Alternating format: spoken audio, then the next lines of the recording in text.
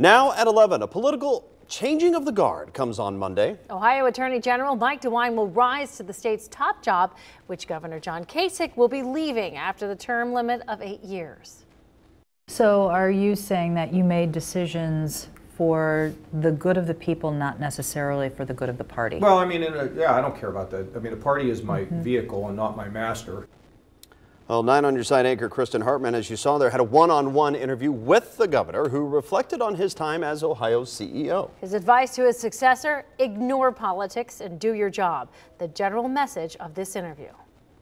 Happy New Year. Yeah, same to you. Thank you. Okay. On the day I spoke with Ohio Governor John Kasich, he was with his family at the state fairgrounds in Columbus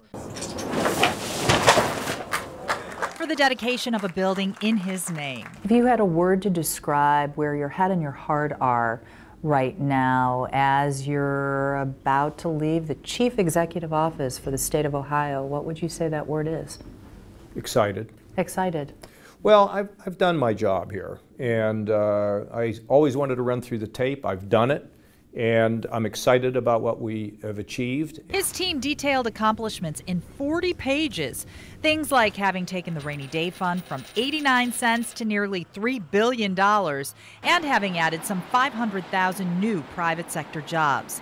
Kasich, though, took a broader view. What I'm really happy about in terms of this job is that we really left no one behind, and it's actually a roadmap for people in public life to think about how to carry out their duties and responsibilities. He said if he had paid attention to party only, he might not have expanded Medicaid, which during the heroin crisis, among other things, has allowed drug addicts to get help.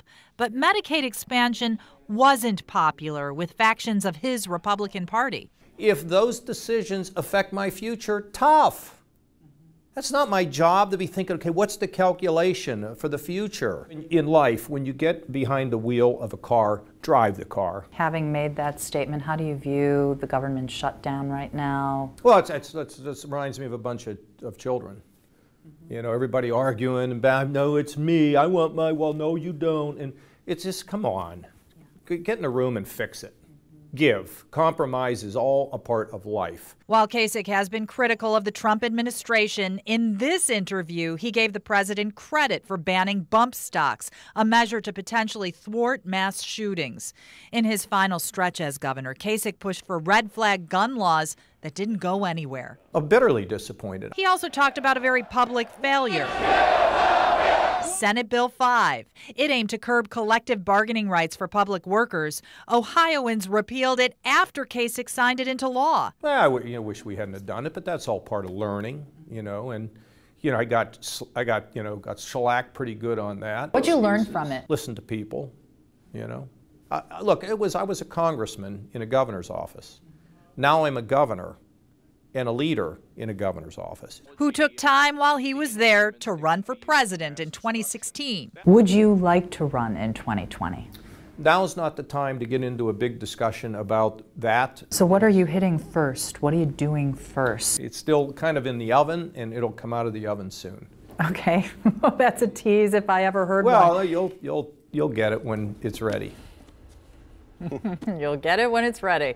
All right, one footnote to this interview. After the camera stopped rolling, the governor recommended I read this book, A Gentleman in Moscow. It's all about understanding what it means to be a person of purpose and not letting other people dictate your future. So, is that a clue to a White House run? It's a great book, by the way. It is good so far. Really good. I'm about 100 pages in.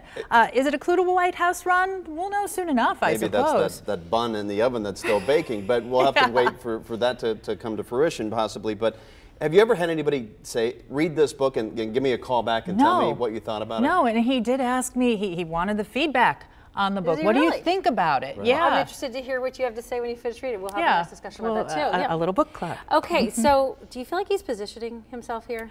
I think he's positioning himself in a way to keep all of his options open, but he was very clear that he's the guy who makes decisions irrespective of party. That he said over and over again. Yeah, so it was a fun interview. Now with just a couple more days left in office. I know. It's a great interview to get too. Thanks. So congratulations on that, and it's great to hear from him as he leaves office.